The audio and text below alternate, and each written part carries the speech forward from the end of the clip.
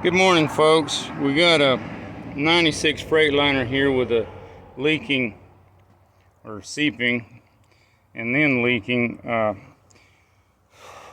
steering gear input shaft seal. I've obviously done some of the work already. First thing, you gotta remove the keeper bolt, get the shaft slid up. There was not enough slack because the shaft is so collapsed that it would go up.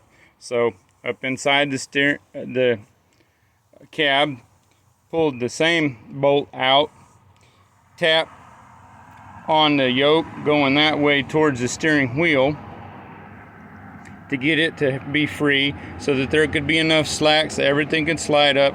Move this out of the way. And I shouldn't have put this on just yet, but it kind of needs to be there to catch mess. Down in here, it's got this rubber dust sleeve that was dried up enough it wasn't doing a good enough job anymore because I dug dirt out of there. Then below it, a snap ring. See, it ends on the snap ring there. You've got to catch with a screwdriver. So this seal will be snug upwards against that snap ring. So I took a good screwdriver that you can't too easily mess up. This poor old beat up snap on here. That will keep the actual blade from going into the handle. So something like that, or a little small pin punch or something. Whatever. Tapped it down just gently enough to get slack here to be able to take a screwdriver probably right here on this, and that wouldn't get it out. I pry one here and then catch another one further over and get it and work around and get it popped out. Then wrap the rag around because oil is going to end up coming out of here. There are procedures available to look up online how the manufacturers say to do this, and it's much more time consuming. I'm showing what was taught to me in a shop decades ago probably, and what I passed on to my boss maybe 1 decade ago. I don't know, we've been working together for a while. Okay, here I want to take this fitting loose, but it's rather difficult. It wants to turn loose here instead of here. No big deal. I pulled this one off and I put a rounded head screw in there so it can't damage anything. The flat surface is stuck in here against this fitting and the rounded here. Just lightly snug it. So what that's going to do is cap off the return line to the reservoir so that when the motor turns, power steering pump turns, it'll put pressure in the steering gear, but it won't return here. So where's it going to return? Right here.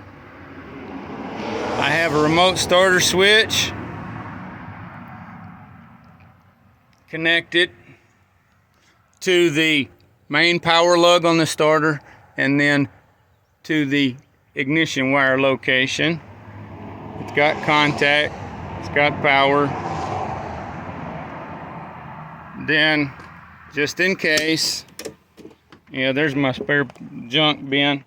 Here I'll show you right quick, see? Missing bolt, so that can slide high enough for that to come out of the way. It happens to take a 9/16 on this end, because it's 3/8 bolt. The other one 7/16 bolt, so it takes 5/8 and 11/16. I'm up here for this reason right here. Make absolutely sure you're in neutral. I'm not using the ignition because I'd have to turn the key on, bump the starter, turn the key back off right quick. I got more control this way and can know what's going on.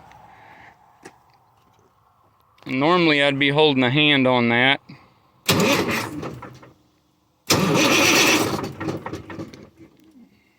Losing pressure. Snug it up. Not snug as I thought it was. I don't want to overdo it. Don't dare cause damage to the inside of the fittings because then they'll leak later.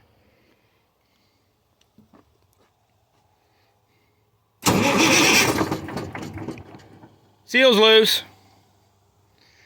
Pull the shaft up out of the way, remove the seal. There's a special tool made for installing the new seal. This is not it. This can work. See if I can get this off quick enough to not waste our time. Okay, there you can obviously see the seal popped out from the pressure on the system. Absolutely don't forget to remove your stopper wherever you put it. Pry bar.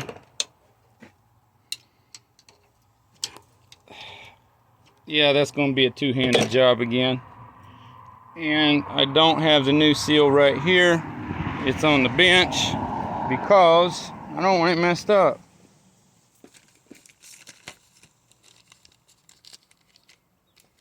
It's got assembly grease that you've got to put under and on it.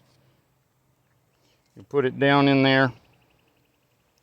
And also, if you put the grease in this groove right here, that can help make certain that the spring stays on when you have to tap gently on top. That socket I showed you will fit. Set that on the old one so it's not dirty. Directly on top of there, a 1-inch was too small because it wouldn't go over the steering shaft here. The 1 1/16 is just small enough, I checked already, that it'll fit over the steering shaft and in the hole right on top of this new seal. So, hope that's helpful to somebody. If it is, please share it. And wish y'all a blessed day. Stay aware and prepared. And don't forget safety glasses, gloves, whatever you need. And a way to catch the oil. I'm going to get busy so I don't waste more. Take care.